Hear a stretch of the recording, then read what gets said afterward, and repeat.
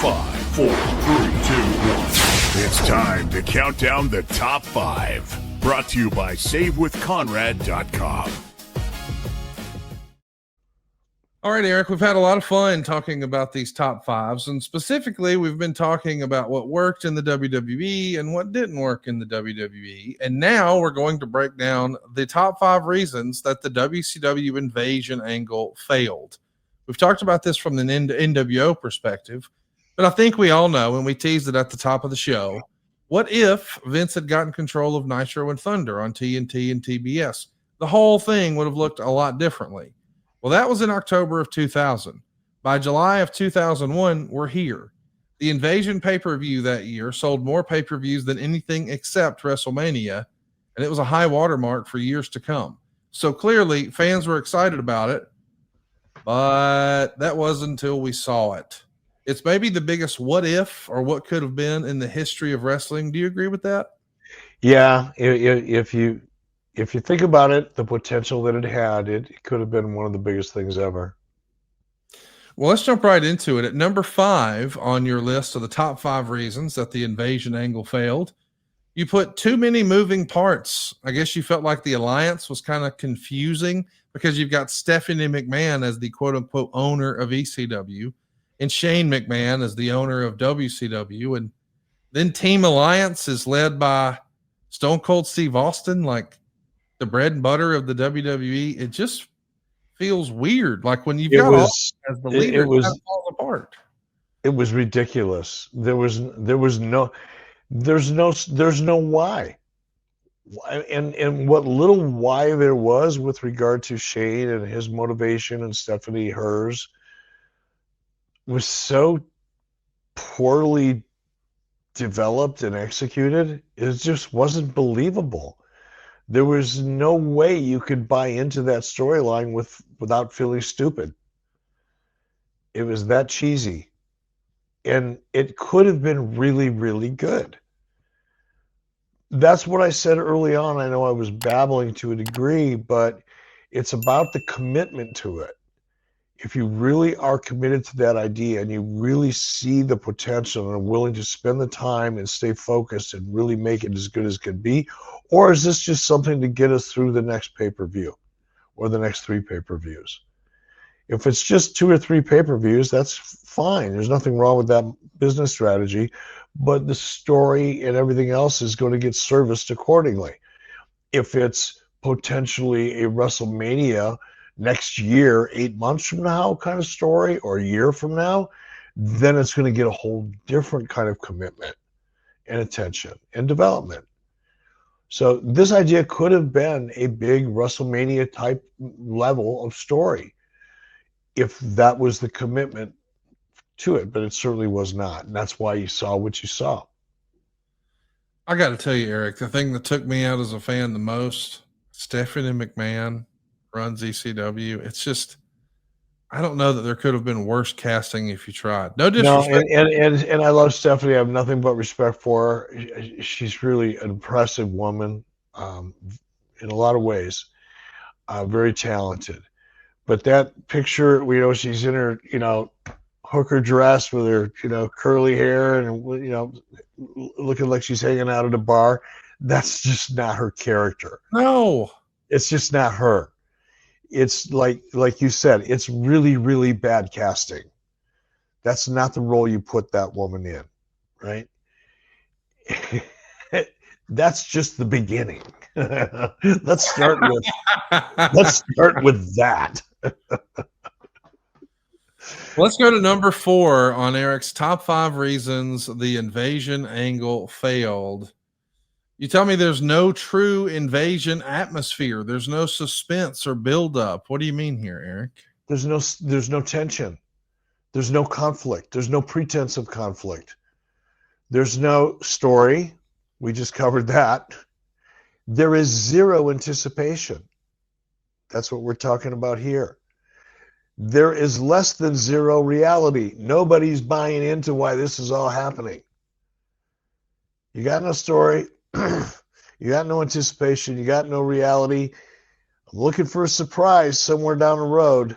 And yeah, you're going to give us action, but right now you're batting 1 out of 5. and that sucks. 2 out of 5 is painful. 3 out of 5 will let you keep your job. 4 out of 5, you're looking pretty good. 5 out of 5, you're going to print money for about 2.5 or 3 years. This was barely a 1. Eric, I realize that I'm about to suggest something that you're going to make fun of and laugh at, and I get it. But I want to ask anyway. I'm tired, Conrad. It doesn't take much to make me laugh tonight. As a fan, one of the things that I felt like watching this was, hey, it's just WWE with different logos. It looked the exact same. I'm wondering, and I realize you'd be sacrificing some ticket sales, but if you had a Raw setup, like the entrance ramp and the Titantron and all that, maybe it's scaled down a little bit, but you have that on the left side. And then on the right side, you had a Nitro set. Yes, you would have sacrificed some tickets, but you could have maybe had hour 1 is Raw, hour 2 is Nitro, and it could look different. Or you could alternate weeks. Like if this week it was Raw, but next week it was Nitro. I know that could be a little confusing, but at least then it feels like a battle. But if it's the same Raw set, the same Raw announcers, the same Raw production, the same Raw lighting, the same Raw ring, it just feels the same. It is the same. Yes. It's just different roles, different characters and roles. It's still WWE, and in the story, even before I went, when I joined WWE back in 2019, in the weeks and months leading up to that, I don't know how I was doing some kind of an interview, perhaps a podcast, and somebody asked me to explain, my take on the current WWE product at the time, and I said it's cookie cutter. It's like watching cookie dough coming out of a cookie cutter machine. You like the cookie dough. Everybody loves cookie dough.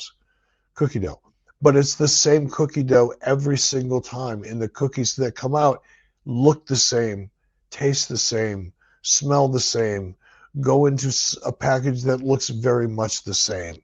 There was such a sameness across the board in the entire WWE presentation at that time that it really stood out to me.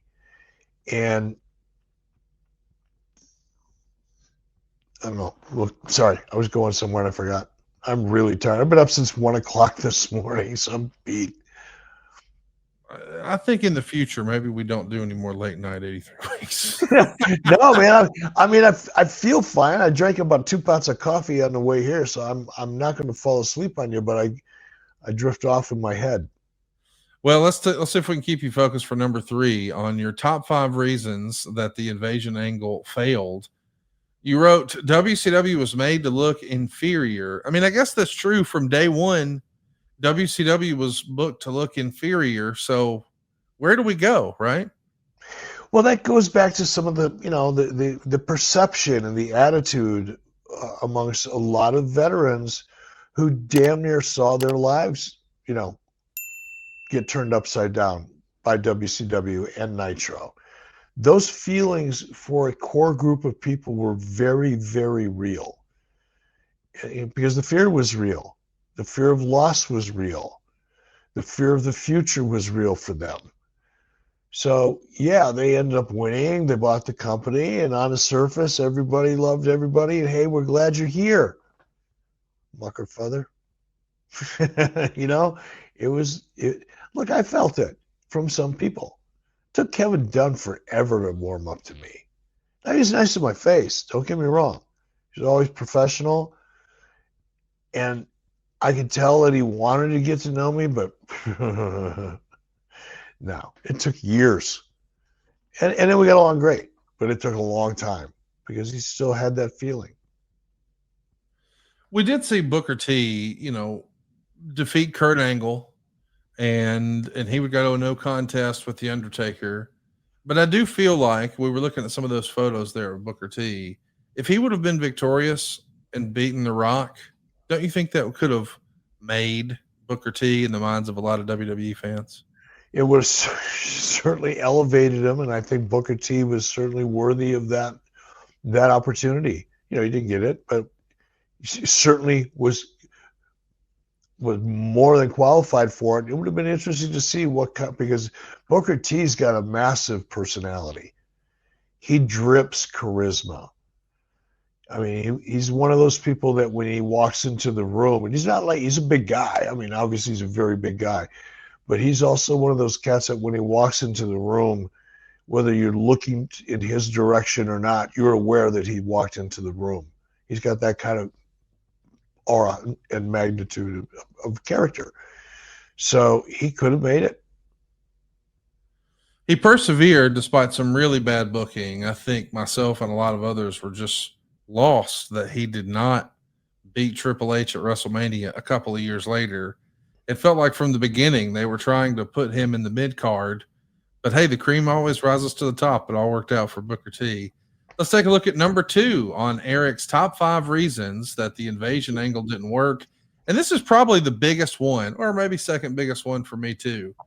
You wrote the invasion became a WWE story, not WCW versus WWE. And I'm sure you're talking about Vince versus the kids, because that was sort of the subplot of the whole thing. And instead of getting Eric Bischoff and Paul Heyman, trying to do some sort of a debate with Vince, and we know that would happen later, when we see 3 McMahons arguing about WCW, ECW, and WWE, I'm kind of like, ugh. Dude, it's no different. I know I say this a lot. It's no different than if you've ever been to a movie that loses you in the first 5 minutes. That's it. You're done. You're out. You're going to sit there. You're going to waste 2.5 hours or 2 hours watching a movie you know is going to suck. That's what this was.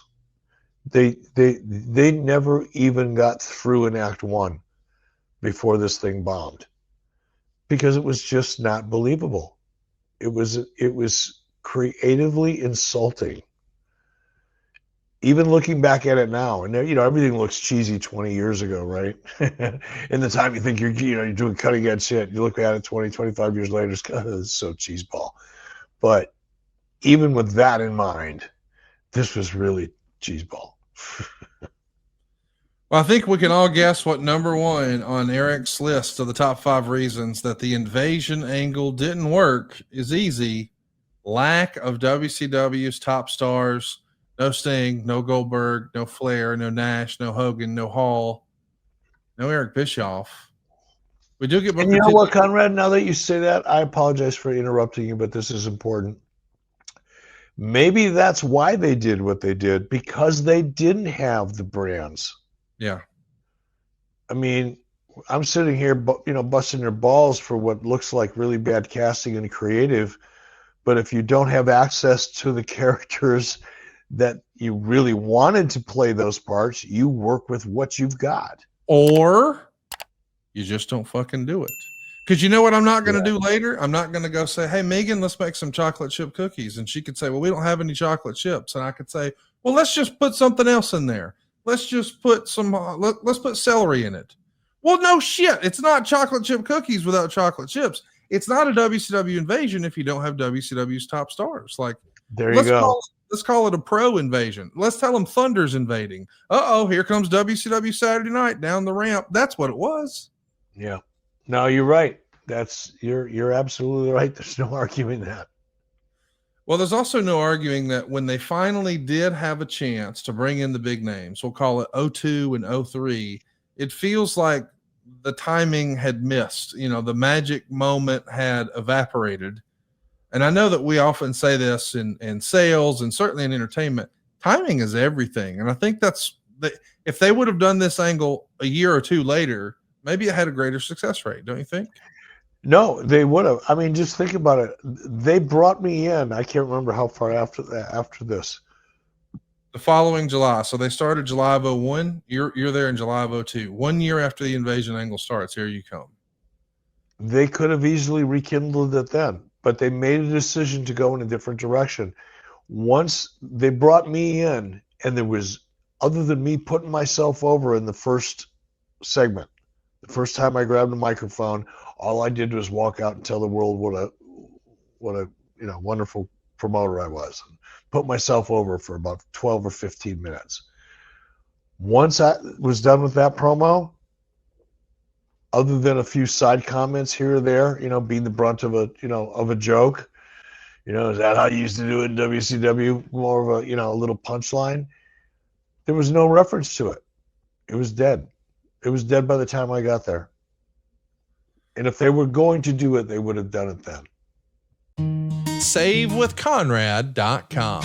My name is Rajiv. I'm in Sacramento, California. I came to Save with Conrad because I've heard Conrad talk about how he helps people all the time save money and the best route to go for getting some mortgages and finances done. And having heard so many different testimonials in the past, it made the most sense to go this route.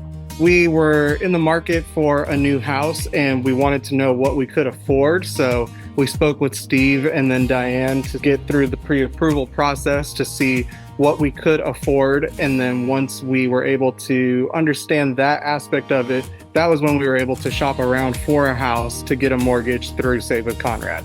Everybody on the team was great. Everybody really explained everything fully to where it was more in like layman's terms to where I could understand it as someone not in the business or having shopped around for houses too many times. So being able to understand every step of the process and talking with everyone on the team about that was really, really helpful. And it made me feel really confident that I was going the right route.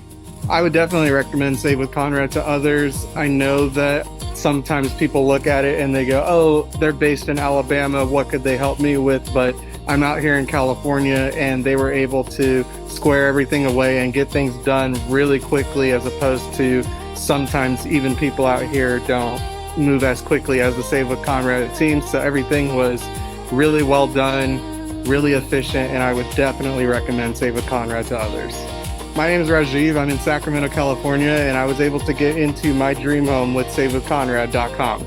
And well, that's number 212 non-equal housing lender. SaveWithConrad.com.